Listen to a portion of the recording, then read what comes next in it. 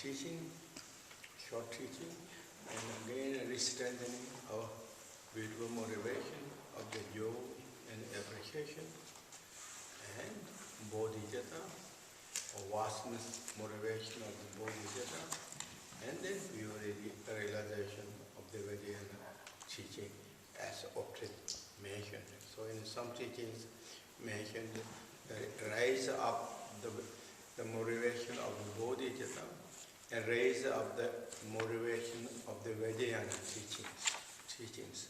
Those are the teachings.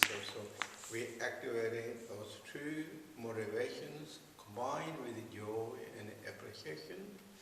Then again we reflect on the teachings. And the teaching, again we are continually going through the teachings of the heart advice for the fortunate ones by Jigdral Rinpoche. And today I'm going to talk briefly again about the retreat, as I said yesterday. And since we are doing retreat this time, we are all doing retreat. Everyone who is connected and who are on this, we talk, listening or following this, we are all really doing some retreat. And the retreat, as I said, in Buddhism is so popular. It is just really one highway that all the practitioners did, and they are doing now.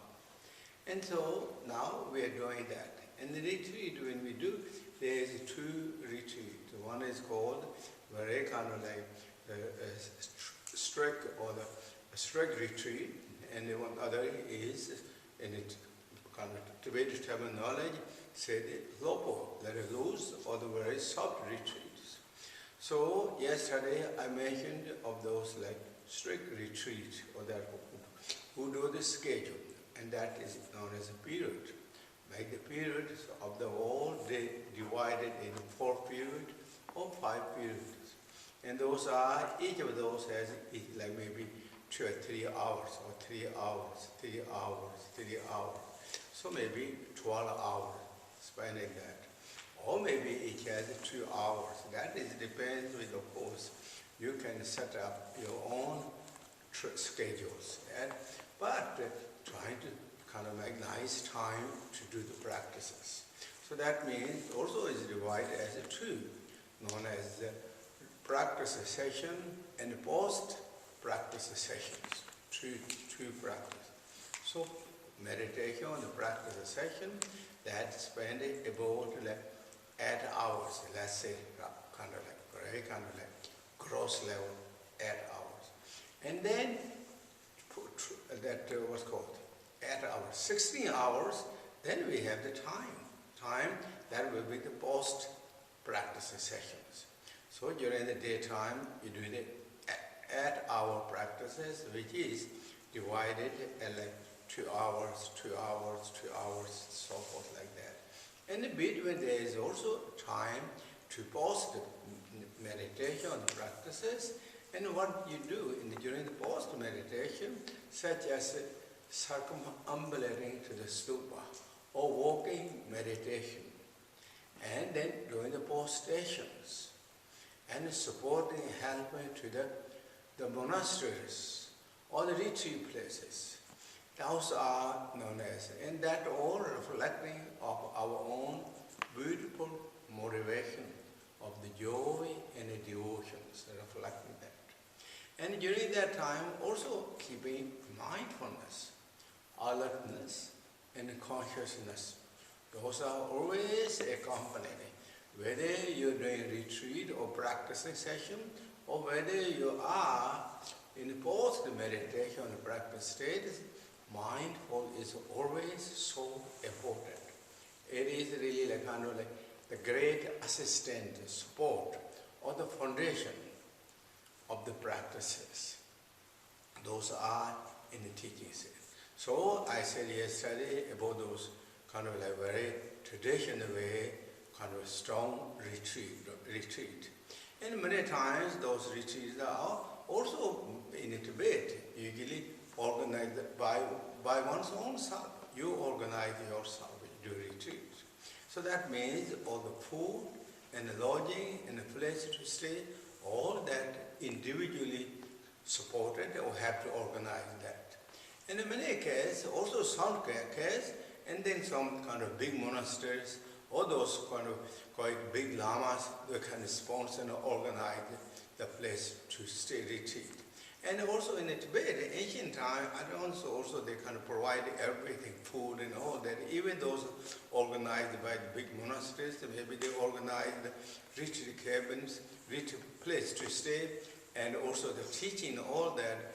But maybe food, they have to be kind of organized by themselves through their family members. So that's what really they do.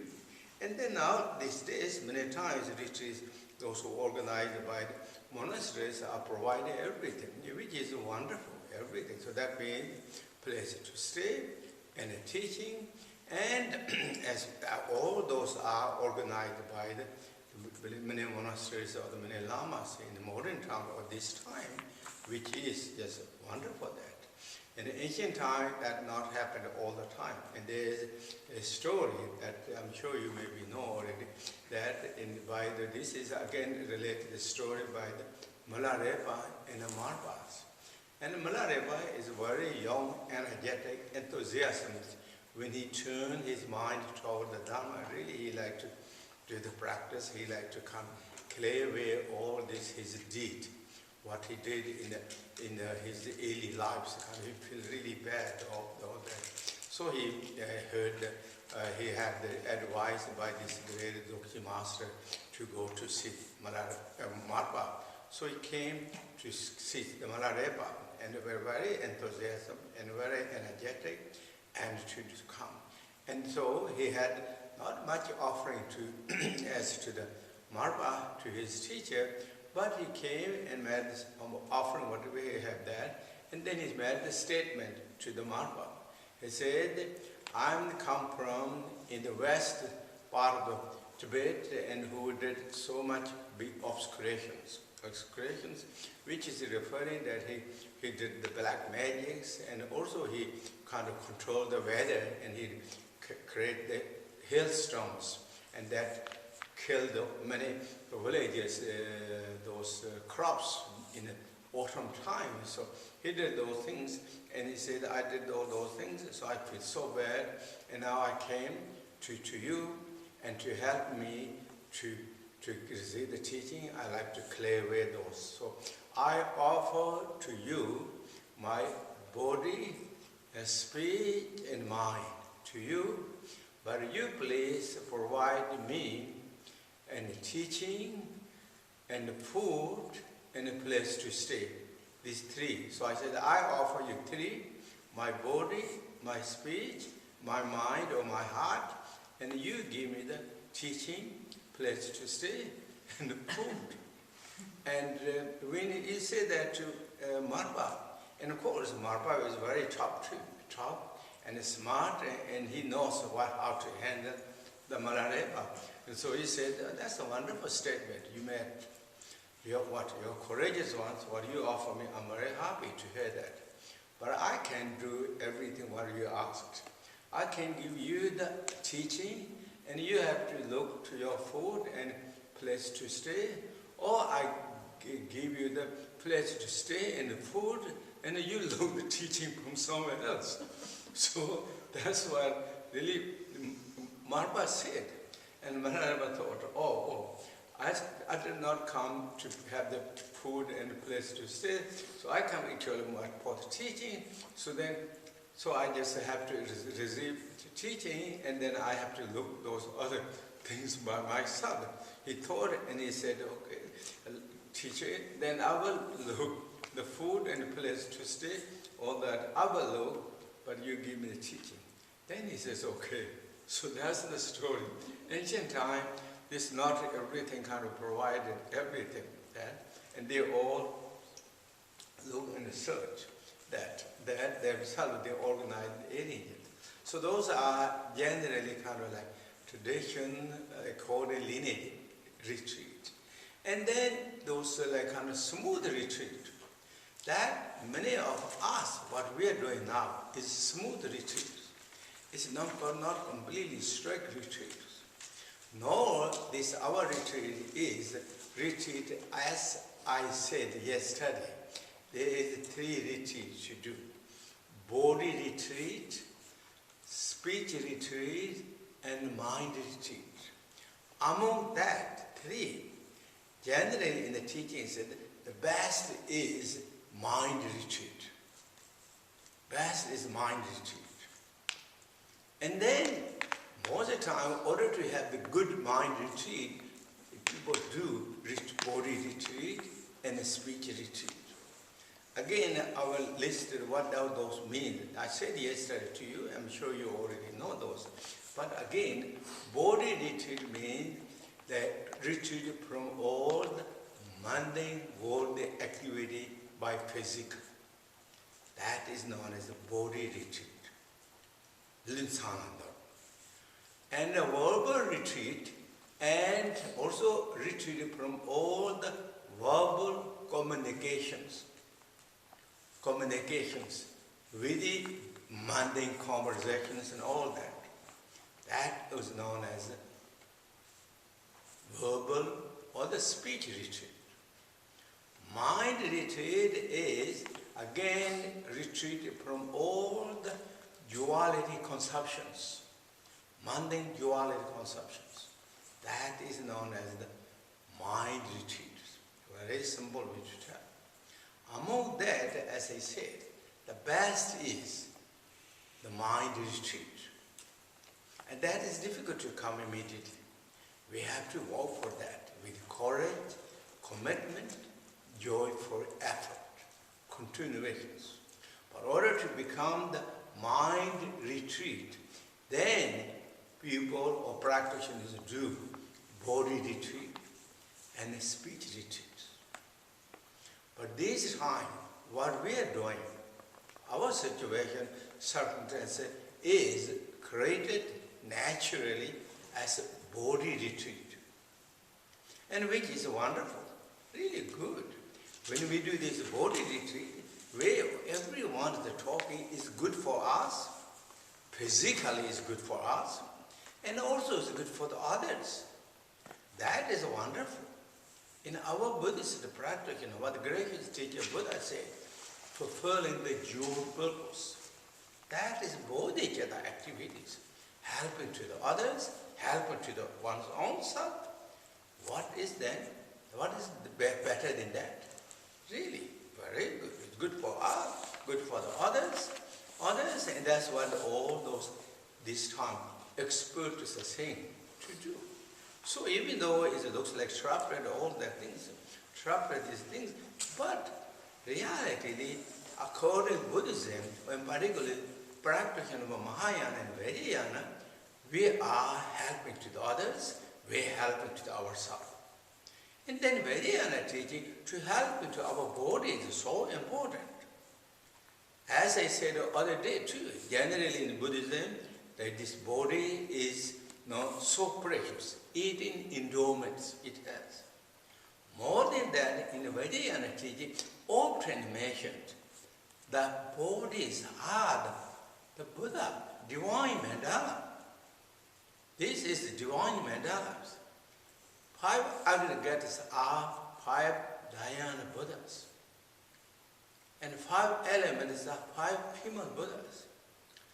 Service in keeping up the good status of one's own body is according to Vajrayana teaching, it is so precious. We are keeping up and we are honoring the divine mandala according to Vajrayana teachings. And then generally Buddhism is when we are keeping up our own health and ourselves. We are keeping up our own vehicle that will use to cross the world of samsaras. Or we're keeping up the boat, maintaining our boat. This body is like a boat. Many times they use examples. Body is a boat. We're keeping up this boat in order to cross the other shore. That's what Great Master Shantideva said. Use the advantage of the boat of the human boat, let's cross the other shore. That means to the enlightenment, out of the troubles of samsara. In order to cross the other shore, we have to have this boat. It's so precious, so important. For those reasons, the gracious teacher, Buddha Shakyamuni, often said, stay on the middle, not too ascetic and that torture to the body, no too much luxuries spoiling the body. Keep in the middle. Keep in the middle path. That is the way. That is balanced. How to maintain this body. So this is really, this time again is that we're doing this retreat is very soft retreat and very gentle retreat. We retreat from the physical retreat. We're not doing the verbal retreat. We have all the means of the communication techniques. Even we're sitting right on our own soft sofa, we're talking other side of the world.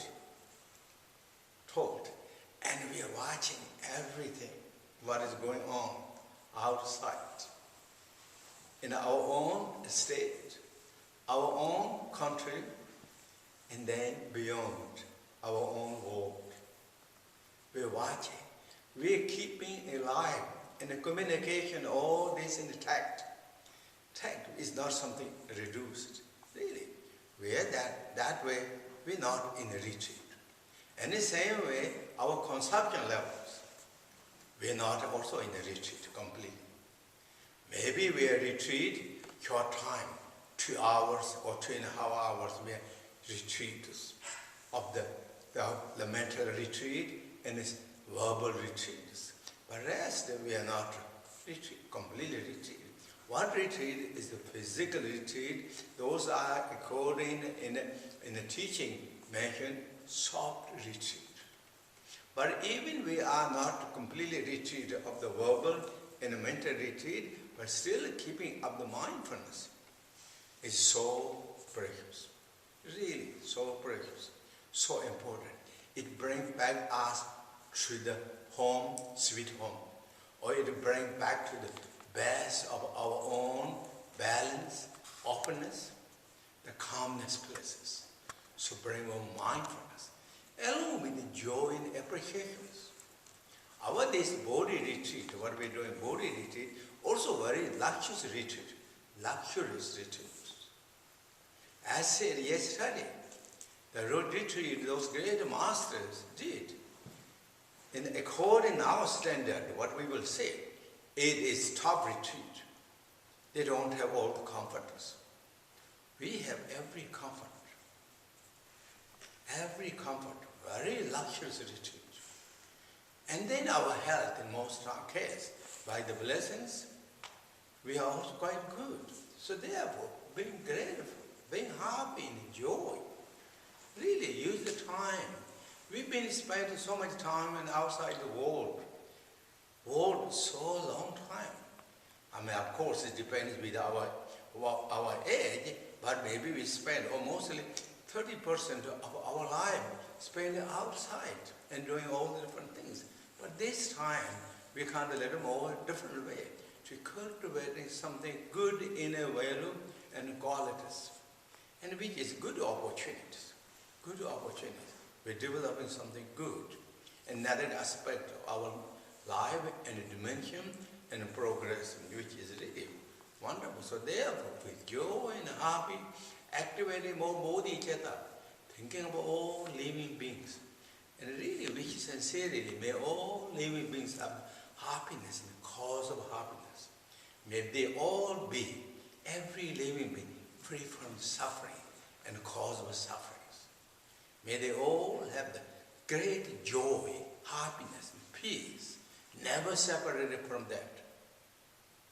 And may everyone has great open and balanced, beautiful understandings, and thoughtful. May every living being have that. really which those sincerely in heart, in mind, and relax and expand the mind. Open heart, open mind. Let it go far as horizons, the blue sky. Merge with that. That's what the great teacher, Buddha Shakyamuni and Guru Padma Samye said. If we do that, we're really taking the beautiful meaning of life. Same time, we benefit. We're sending great energy, vibrations. Vibrations. Maybe it's not detected by the satellite or any of that, but really we're sending something beautiful energy throughout the world and beyond all the 6 realms. And that is which is wonderful. Those are in Buddha's teaching known as meaning of lives. We're taking, fulfilling the very purpose of these precious lives. Precious lives. And then also same to all that bring more joy, more appreciation, and more bodhicitta. Kindness, complete thought. And also this all is like magic. It's a dream. What's happening now in this situation is it also really like a dream. Never expected it like this. I don't know anybody. Now, believe it or not, it's happening. It's come here, just a boom like this. That. But it's things for the, one thing is with that we can think for things, this is not going to stay forever like this. It's going to go away. This is like in a way, thunderstorms. It will go away. But however, all this is like dream and changing. That's what the great teacher Buddha Shakyamuni often said. This is a dream. Life is a dream. Past is a dream. Present is a dream. And future will be a dream. Everything. And what we are now, or how old we are, or what we are. All the past memories, everything is only in our memories. Only many of those, even not in the memories, gone. It's like dream. All is really. And now it looks like so kind of happen in all these things. But reality is we are on the dream moves. And the future, upcoming event, all that is also really dream. That doesn't mean it's not kind of going to have any effect. Dream has effect. It is going to function exactly what we think, what we like to. It's nothing changed on that reality. But it's reality, it's nothing changed to the effect level of what things happen. That is how it is. This is not mystery or the mythological or the story or something. This is true evidence. Truly it is with us. So therefore, embracing the truth as its truth, that is great knowledge. Cover up is not knowledge. This is called ignorance. We're fooling ourselves. That's not going to do anything. Sooner or later, it will come out. Therefore, truth is truth good. For that reason, Buddha Shakyamuni said, truth is supreme. There's nothing else than supreme, than the truth. So therefore, to knowing those things is really good, very good, but at the same time, I'm told this time increasing all this beautiful motivation and joy and appreciation. Use all the tools that what the great Master Buddha and all the linear masters showed us. Put those to the active status as much as we can, and then it will benefit to myself or to our own self. It will benefit to the others, and that is really beautiful. It's so beautiful, so special. Even though it is again the same thing as a dream, but it's going to benefit. It's going to help to all the dream beings. We all the dream beings, it will help to everyone. So that is what really what things are. So now, with that thought, I'm going to go now over this one. I'm going to highlight these points. Now, in the teachings, said what? Said here, as I said other day, I listed those are. I'm going to read this. Read, and I'm sure you have this thing. The trust that the three jewels are infallible source of refuge. So infallible. Those are in the Buddha teaching said, the fallible when we practice, and the blessings of Buddhas are infallible, true fallibles, or true undeceivable, or that will never going to cheat us, or that will trick us. First is, for example, our practice. Once we take the refuge in the Buddha, Dharma, Sangha, begin to practice it, that never going to cheat us. That never going to disappoint us. It will bring the full benefit result to ourselves. What are those? As I said so many times, you know, by practicing the Dharma, by practicing and cultivating the loving kindness, the compassion, joy and peace, happiness, relaxing the openness state of the mind, or relaxing on the emptiness state of mind, it will bring what? More openness, more wisdoms, more skillful meanings, more common senses. It will relax our body. It will relax our channels. It will relax our mind. When that relaxed, it will balance every element of the part of the body. It will bring longevities. It will remove the obstacles. It will remove the obscurations. It will increase all the vitality and meritorious. Truly, it really will come. This is not deceiving statement. It never let us fall down or fell down and deceived. So therefore, it is practicing Dharma, cultivating our inner beautiful qualities. Quality that never let us down. So therefore, it is infallible, following instructions of the teachings, exactly as he said. When I say the teaching, maybe you think, oh, maybe because he is a Buddhist, therefore he's talking. No, I'm not talking about I'm Buddhist, because what teaching, what it says teaching. Teaching is nothing but about loving kindness, compassion, truth and honest, respect and appreciation. Respect and appreciation to one's own self, respect and appreciation to all the beings. Beings, what else is wrong? There's nothing wrong. That's the teaching.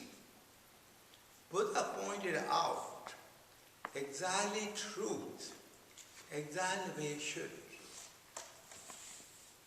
Buddha did not create anything. He himself said, I just showed where things are. Where things are. That is where things are. So, if we follow that, there is no disappointment really will come.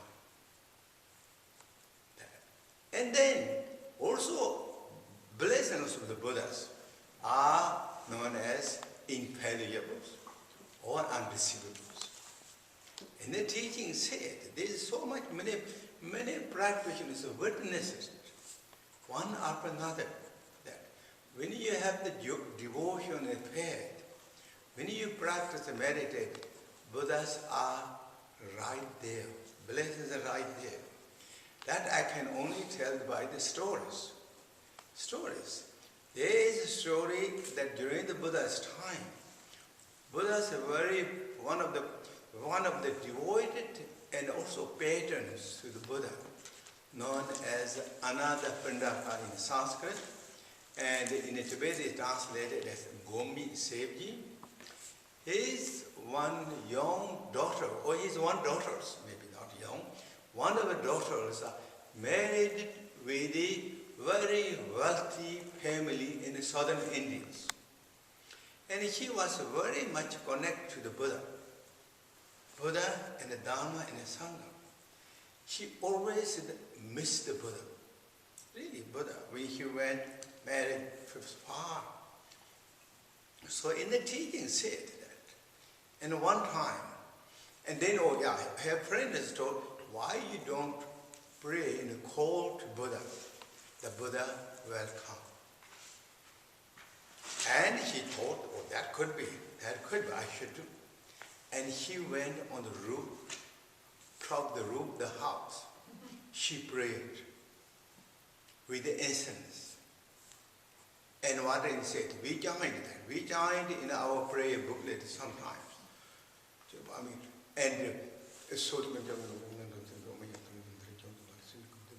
And you are the protector of all the living beings. And one would also remove the obstacles of the demonic forces. And you know everything. Therefore, please come to him. And she joined that prayers with incense on the roof. And Buddha came accordingly. Buddha came with the retinues. They stand on the roof as the swans in the teaching said, swans. And swan will come to the pond. In the same way, Buddha and the disciples of Arhatas are descended on the roof as swans. Then same otherwise too. When again, this is another story. And very famous King Indra Buddhist. He was fascinated because he saw, and many Arhatas are showing the extraordinary realization powers in walking in the skies. And far distance he saw that. And he asked to his minister, because he was on the roof of the palace, he asked who they are, the strange looking birds, who they are. This minister said, oh great king, this is not the strange birds. It is a disciple of the Buddha, Shakyamuni. He was very inspired of this Buddha. They are the disciple of Buddha. Buddha. He said, yes, they are the disciple of Buddha. How can I meet him? He said, if you call him, he will come. And then again he did prayers. And Buddha came. As I said the other day, when you reach enlightenment, Buddha's activity is pervasive on the time and spontaneousness. And as also I use the examples, said the tides of ocean can change, but the timing of the Buddhas for the devotees is never going to change. That is like accurate or punctuated. Ocean tide, suppose is always on the time. High tide, low tide, or whatever those. Always time. But that can be mixed up sometimes. Buddha's timing, the enlightened beings, because they are loving kindness and compassion for all the living beings. Their realization and their wisdoms has no blockages, according to the teachings. Welcome. Then I said quite a few stories. When you have the devotion and confidence, trusty or infallible confidence, the story of the Khenpo being, how he able to see the Vajra Armor, Buddha Shakyamuni, and talk to him and come to his as he invited. And when you have the trust, confidence, trusted, or devotions, that old ladies, dog teeth, become the relaxed, and she got big realizations. Those are the few stories. But every all that really witnessed by so many practitioners, particularly in the 16th, in the 19th centuries, in the 60s. So many Tibetans went on the big tragedies. You all know, I'm not going to talk about details. So many got so much troubles, one after another. But those able people who were able to come out of Tibet, in India, every refugees are talking each other stories about how they're able to come. It's miraculous. It's unbelievable. One after another. Really.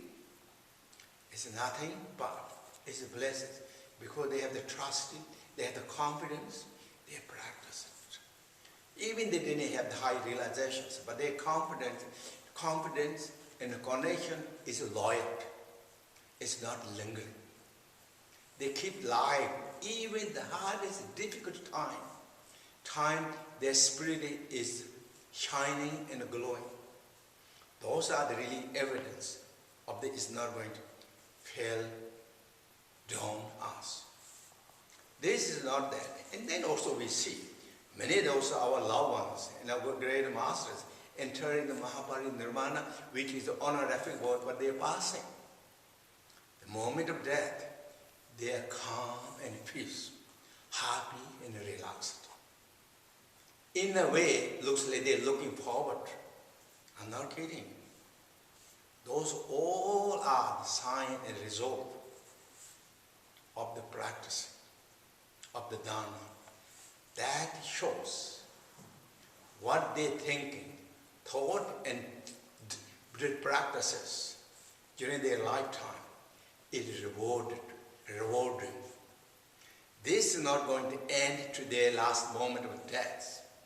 According to teaching, that is the beginning of the bright sunshine of the futures. Futures begins from there. Really, that. What in the teaching said, the good practitioners, life will be that life is begin to joy. Joy of that practice at that time, that will be joy. But the moment of death, they will be happy and peaceful in the moment of death. And after the death, even more free and more. And next birth will be more happy and joyful, peaceful, and more realization, more confidence. Those are really in the teaching said that. Teaching said, and we've someday witnessed ourselves. This is my brief kind of story of this, and then tomorrow I'm going to go to the next line. So I've been talking this while, and I'm not sure maybe you think he's talking always this kind of same thing again and again. But I'm trying to highlight and discover kind of a little bit deep the meaning of each, so that we can all kind of activate our some degree of realization and teaching of the Buddha. Buddha's teaching is really like as deep as the ocean in the teaching said, because there is just so many beautiful things to discover, our own qualities and our nature and the beautiful things. So that's what we're trying to go as much as we can do in the following the words or light words, wisdom words of the great lineage masters. That's what we're doing. And so again, thank you very much for participating and listening, and thank you. Thank you. Thank you. Again we do short meditation.